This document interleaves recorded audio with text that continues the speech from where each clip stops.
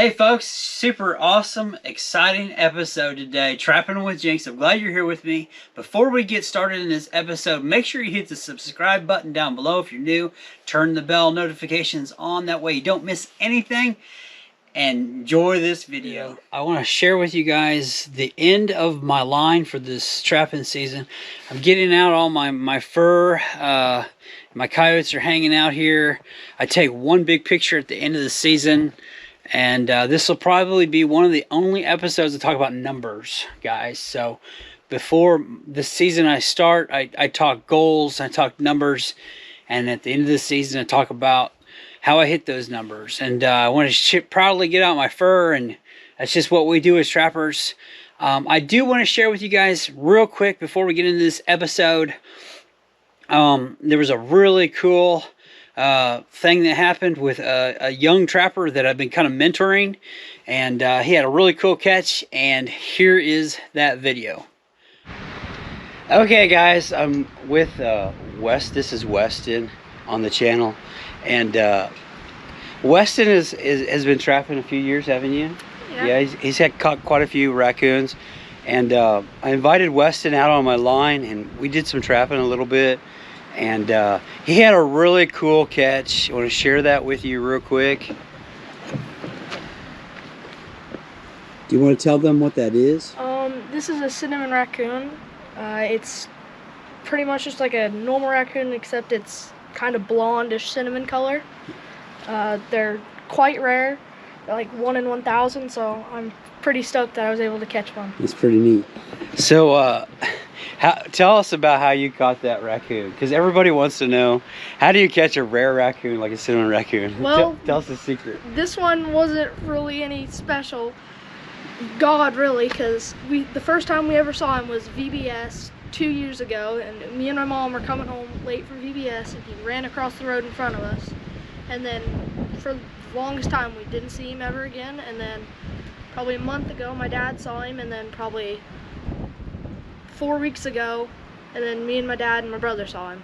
That's pretty cool. So what was the bait and what was the trap that you used to catch him? I used good old tuna and a dog-proof trap. Well, there you go, guys. Tuna and a dog-proof trap, and catch you a cinnamon raccoon like this young man here, Weston. And I'm sure he's going to have lots of more stories to tell on his raccoon trapping adventures. So I'm glad to have him here today. We're going to put this up for him, and he's probably going to send this off to a tannery, I assume, and he's going to keep that, preserve that memory forever, as long as he's alive.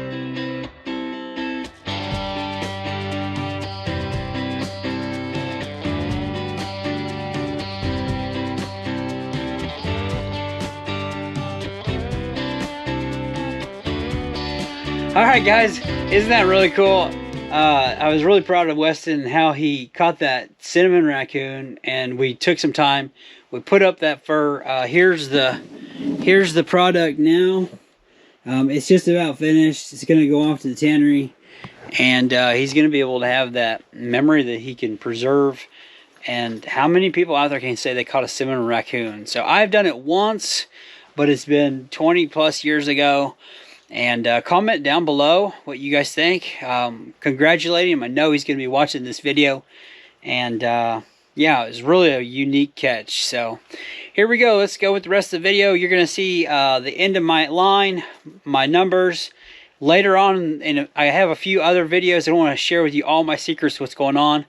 But I will put out a video on the sets that I used this year that was most successful. The bait and lure that I used that was most successful. And then, so be looking for that video. It'll probably be a really good video. I keep a really good, strong records of my sets when I make catches and what I used, so that I can track that data for the next year. And I want to encourage you guys, some stuff that doesn't work just because of my area, and some stuff does, and I want to share that with you. So let's check out my fur for this year. Okay guys, so I brought you guys inside. We're gonna go outside later, and we're gonna take a few pictures, but I ended up with 55 coyotes, 5 out in Kansas and 50 in my Missouri line. My goals was to catch 40. And I've had that goal of 40 for the last 2 years. So I didn't get it last year. I had 16. My personal best is 21. And a lot of really good things that I did this last season in preparation really helped with my numbers. So nice fur. I've got some fur that's going to go off to the tannery.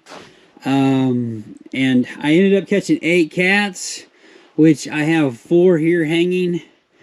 Out of the 8 cats, I'm going from the statistics from last year. In my area, last year they caught 42. So I caught about... No, I'm sorry. I think the number's wrong.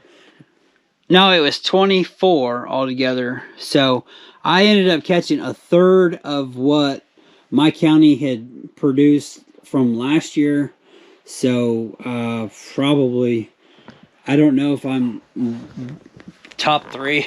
I don't know where we're at numbers wise, but that's really pretty good for my area. I'm not going to dig on other people's numbers. Not going to dig on my numbers. I think sometimes some of the best trappers out there are the guys that work, you know, full-time jobs, and they're trapping on the side. They're running a trap line in the morning. There could really be a lot to be said. And they may not be putting out the huge numbers like the guys that are running huge lines, that have a plentiful amount of coyotes in their area. But for me, I always say that as my only competitor and my greatest competitor is myself. And I always compare my numbers from last year to this year, and that's the only person that I'm looking for numbers wise. So when you talk numbers, and I'm not putting anybody down on the channel that puts together big numbers or little numbers, but if you get discouraged, you're really just working against yourself from one season to the next. And another thing about numbers is kind of like weightlifting.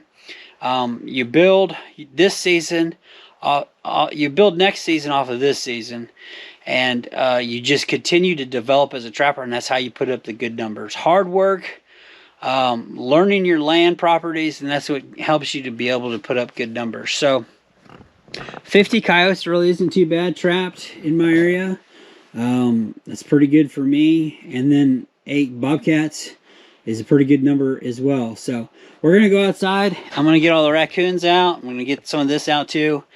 And let's check it out. Well, guys, there it is right there. The end of the line. It's been a really good season. So pretty good catches. I'll show you with... the coons wasn't real impressive. I never had a chance to run a coon line this year. I usually run a couple weeks. These are all incidental raccoon catches. I was really targeting the coyotes this season. And I never really tackled the beaver much.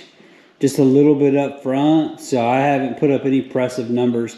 I've caught over 50 beaver one season. I've caught about 200 raccoons another season. You know, once I get to targeting, the target this year was the coyotes.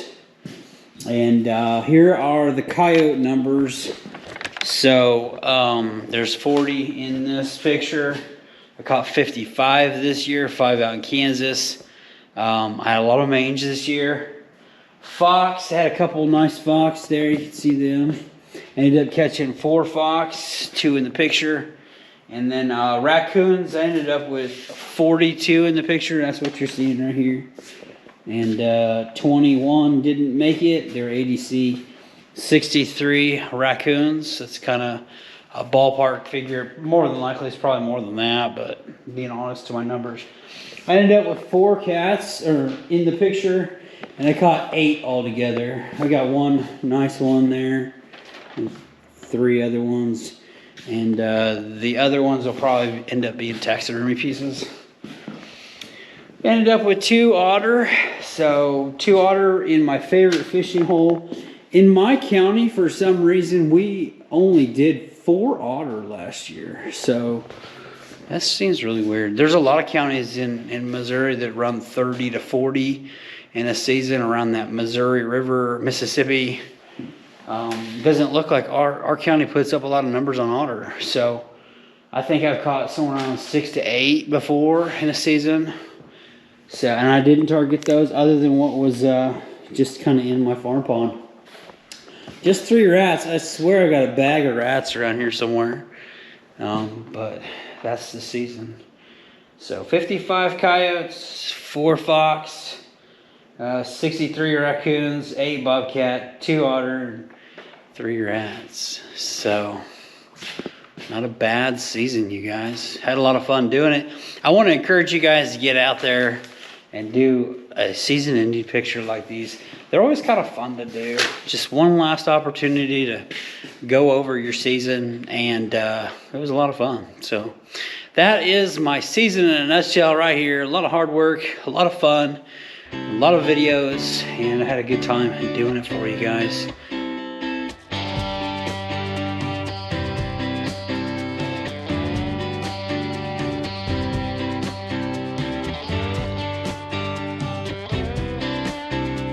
Hey folks, had a super awesome, exciting season. Caught all this super awesome fur, and I brought you along with me.